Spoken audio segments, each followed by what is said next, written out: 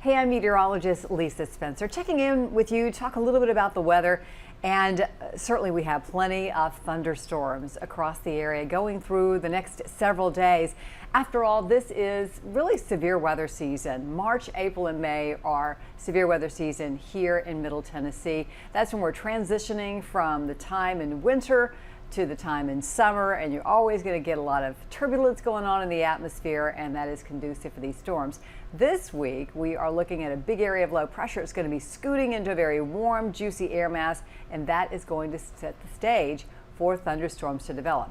Now, even though it is not used for criteria to determine if a storm is severe, lightning is one of the biggest dangers when it comes to thunderstorms. And as a matter of fact, the CDC tells us that getting struck by lightning is just 1 in a million. 1 in a million. What are the chances of winning the lottery? Something like that maybe? But that's what happened to a woman in Iowa, and she actually survived that lightning strike. Let's take a look at what she had to say. Well, the woman what she was actually doing, we'll hear from her in a second. She was actually at a Target store during the storm. She got out of her car and she was still holding on the door handle when lightning actually hit her. And she said she fell to the ground and felt like she couldn't move. Now let's hear from her. I step out my car and I close my door and I'm like grabbing towards the back seat door, and all of a sudden it just hit and I lost my hearing and I just kind of went to the ground. I just couldn't hear, and like I said, my legs were just gone. Like I felt like I couldn't move them.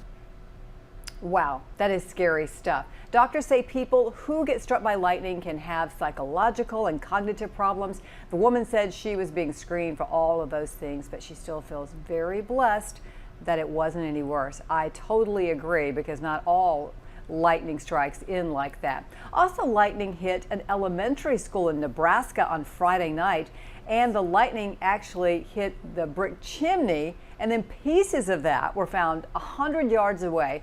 The school has been closed, as you might well imagine, but engineers say the roof is safe and classes can resume very shortly. So that's good news there. The roof will be replaced over the summer. So as you can see, when we talk about lightning, it's definitely really, really dangerous. And our own Melanie Layden tells us a little bit more about it, because it was such a concern over the weekend at the Taylor Swift concert. And let's check in with Melanie. The National Weather Service recommends waiting at least 30 minutes after you see a flash of lightning. Why? Because lightning travels far, sometimes up to 25 miles after a storm has already passed. So it's important to stay safe, especially when you're outside during these summer months when a thunderstorm could pop up. If you do hear thunder, go ahead and get inside. You don't want to be near water. Lightning is very attracted to water, so pool or beach activities have to be put on hold during a storm. If you aren't home or near a building, you can take shelter by getting into your car. Just make sure all the windows stay rolled up. However, a house or a building is the best choice if you do have the option. You do want to stay away from windows though, especially if the house is near trees, because lightning likes to strike tall things. On average, lightning kills 20 people in the U.S. every year, but it injures hundreds. So remember the old saying, when thunder roars, go indoors. I'm meteorologist Melanie Layden. Thank you, Melanie. And already this year, we have had 2 deaths associated with lightning. So those first 2 stories that we heard about, very lucky. We just had maybe some mild injuries, at least at this point, but nothing at the school. So definitely very lucky in that instance. But let's talk about those deaths. This is a chart that shows the U.S. lightning fatalities from 2013 to 2023. I want you to notice one thing that's a trend here. All the blue figures are representing men, and the pink figures are representing women. There are far more men struck by lightning than women. A lot of that may have to do with the activities that are being done when that lightning is in the area. Maybe folks working outside has something to do with it, or playing outside as well. Now, the 2 fatalities that happened this year so far, they were in April.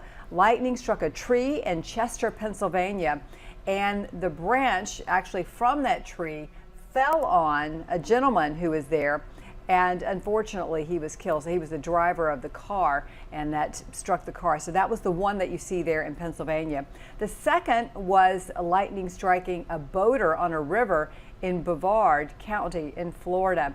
And since 2006, 25 deaths have been related to boating, and that is one of the top activities where we see fatalities when it comes to lightning. Some of the other things that you may or may not think about would be fishing, beach, play, anything near water. It tends to be a time when folks are kind of caught off guard and get struck by lightning. Keep in mind that really lightning is electricity, and it's going to travel through water as a current. Other things, farming, ranching, and that makes sense as folks are out working in the fields. Camping is another time when we have a lot of lightning deaths. These are all like in the top 10. And riding a motorcycle, another one. So Melanie had some great advice for you. When thunder roars, go indoors. It's a simple saying, but it just may very well save your life. And keep in mind, we have a lot of thunderstorms coming up over the next few days, so enjoy the quiet of tonight.